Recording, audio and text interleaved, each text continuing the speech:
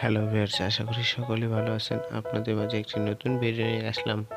Realme-C15 LCD replacement বা LCD কীভাবে পরিবর্তন করবেন অতি সহজে। আসলে এটির মূল্য কত সেটি সব আপনাদেরকে জানাবো। এটি মূল্যটি কোনো এক সময় কম দাম মানে বেশি দাম, আসলে এটা শেয়ার বাজারের মতো বা মাঝে মাঝে এটা বলা যায় না নির্দিষ্ট।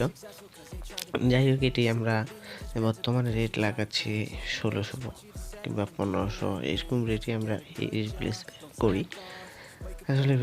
এটি ডিসপ্লে কিন্তু চালু হয়, মোবাইলটি চালু হওয়ার পরে কিন্তু এখানে মনে করেন যে কোনো কিছুই এলসিডি দেখাচ্ছে না। এলসিডি দেখানোর পরে সূত্রে আমরা ব্যাটারিটা আমি সুবিধার্থে ব্যাটারিটা একটু খুলে নিলাম। আপনারাও আশা করা যায় খুলে ফেলবেন।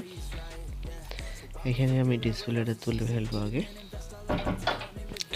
ডিসপ্লেটা কিন্তু আমরা আগে চেক করে নেব যে ডিসপ্লেটা নতুন যে ডিসপ্লেটা সেটি আসে কিনা।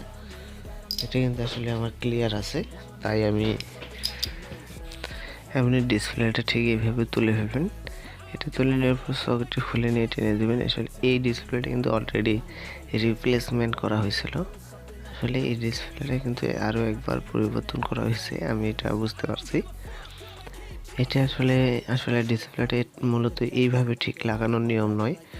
আপনারা ডিসপ্লেটা ঠিক কীভাবে লাগাবেন জানেন? এই যে বোর্ডের যে স্টিকারটি দেখতেছেন, এই ডিসপ্লে থেকে স্টিকারটা তুলে দেবেন, কারণ ডিসপ্লেটার সাথে একটি বডির সাথে কানেকশন থাকা দরকার। এই বডির কানেকশন না থাকলে আর অনেক প্রকার ইত্যাদি সমস্যা দেখা দিতে পারে। কারণ ডিসপ্লে এইসব জিনিসের তো আপনারা সমস্যা বুঝতেই পারেন যে একটু কারণের জন্যই এটা ডিসপ্লে সমস্যা হয়ে যায়। এখানে এটি এইভাবে লাগানোর নিয়ম বলবো। আমি এটা নিউ ডিসপ্লেটি দেখাচ্ছি আপনাদেরকে।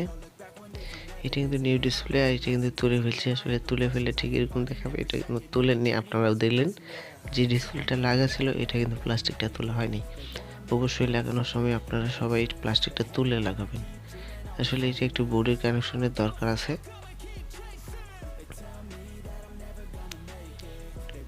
আমি প্যাকেটে ঢুকে নিলাম। আরেকটু কথা বলে নিই, যদি আমার চ্যানেলের প্রথম হয়ে থাকেন তাহলে চ্যানেলটি সাবস্ক্রাইব করে পাশে থাকবেন, বেল আইকন অন করে দেবেন, তাতে নেক্সট ভিডিও আপডেট হয়ে যাবেন। এটি কিন্তু ডিসপ্লেটা তুলে ফেলার পরে এটি কিন্তু ডিসপ্লেটার চতুর্পাশে যে আঠাটি আছে, ওভার যে গ্লুটা থাকে, এটি আপনারা তুলে ফেলবেন। আমি কিন্তু এটা পরিষ্কার করে ফেললাম আমার সুবিধার্থের জন্য। ভালো করে দেখবেন যে আঠাটি কোথাও লেগে আছে কিনা, আর ডিসপ্লেটা যে মিডল পয়েন্টটি পড়ে সেখানে যেন আঠা লেগে না থাকে। ওখানে যদি একটি আঠা লাগে থাকে বা একটু যদি লেগে থাকে, তাহলে কি ওই ডিসপ্লেটা ওই জায়গাটা যদি চাপ খায়, তাহলে কিন্তু ডিসপ্লেটা ওই জায়গায় সাদা অনুভব হবে। আঠাটি দেওয়ার সময় খুব সূক্ষ্মভাবে সুন্দর পাশে সাইডগুলোতে লাগিয়ে দেবেন।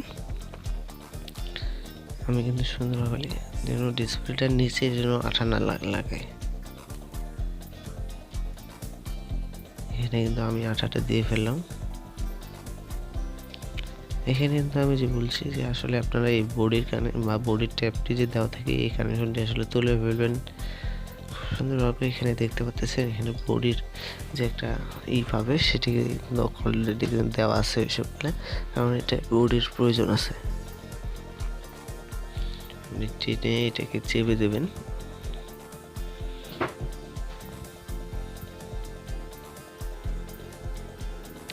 সকেটে ফাঁসিয়ে দিয়ে আশা করা যায় আপনারা এইভাবে ঠিক আশা করা যায় আপনারা রিপ্লেস করে নিতে পারবেন।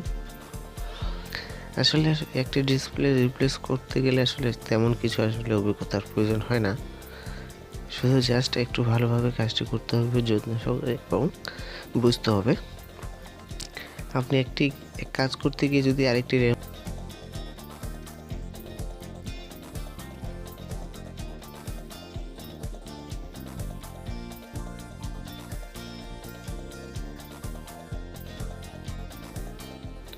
আমি খুব সুন্দরভাবে নাটগুলো লাগিয়ে নিলাম।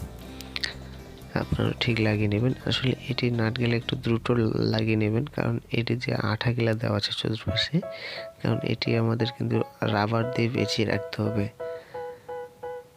আধা ঘন্টা থেকে 1 ঘন্টা এর মতো আসলে রাবার পেঁচিয়ে রাখতে হবে, যার কারণে আসলে আমাদের দ্রুত নারকেলে লাগিয়ে দেওয়া।